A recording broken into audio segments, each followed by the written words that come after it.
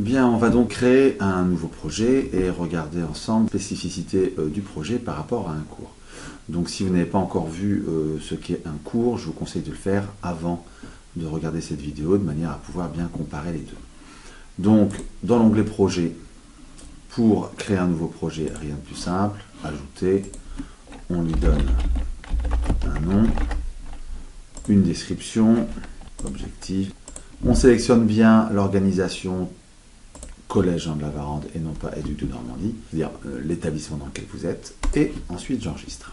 Nous voici donc dans notre projet. Alors, ce projet, déjà au niveau du tableau de bord, vous remarquez, je n'ai pas de roue crantée et je n'ai pas la possibilité de modifier les éléments du tableau de bord. Ce tableau de bord est figé et il est constitué de 3 blocs ici qui sont des blocs automatiques. Donc pour ajouter des favoris ici, il faudra à l'intérieur des éléments de mon projet les décider comme favoris, c'est-à-dire en cliquant sur l'étoile en face. Les événements qui sont là, je peux les rajouter manuellement, mais en fait, il ira les chercher si c'est le cas dans le calendrier. Et les nouveaux éléments modifiés se rajoutent tout seuls au fur et à mesure des modifications. Dans le panneau d'affichage, on peut ici ajouter une actualité, donc c'est quelque chose relativement simple à faire. L'actualité, par exemple, au départ, je peux décider de la publier aussitôt, mais aussi à une heure spécifique, un jour spécifique, et la même chose pour retirer cette publication. Donc là, on va rester sur de l'instantané. On pourrait éventuellement décider que c'est un brouillon en attendant de pouvoir la modifier. Et voilà, 17h, enregistré. Donc l'actualité arrive à l'intérieur du panneau d'affichage. Elles vont, ces actualités, tout simplement se mettre les unes par-dessus les autres au fur et à mesure des ajouts. Concernant les participants, je vais avoir ici la possibilité non pas d'inscrire des participants, mais dans un projet, on ne peut que les inviter.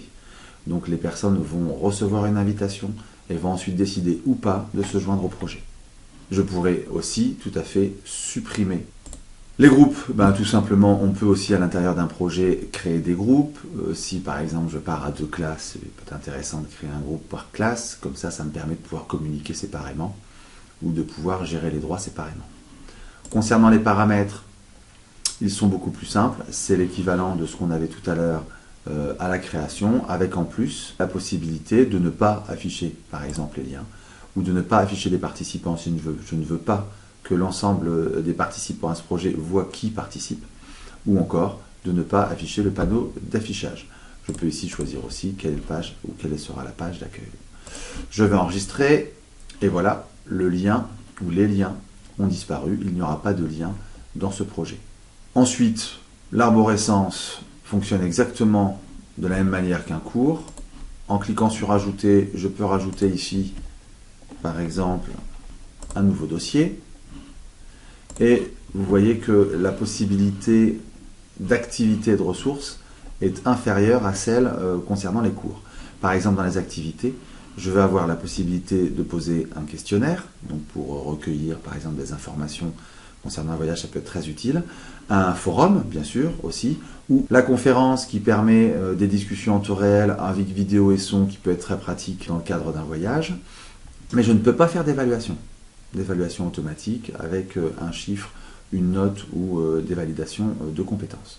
Concernant les ressources, je retrouve les remarques, la possibilité de rajouter des liens vers des sites internet, l'image accompagnée d'une description qui peut aussi être très utile si c'est par exemple un plan, et puis des fichiers de tout type que je pourrais charger à partir d'un ordinateur.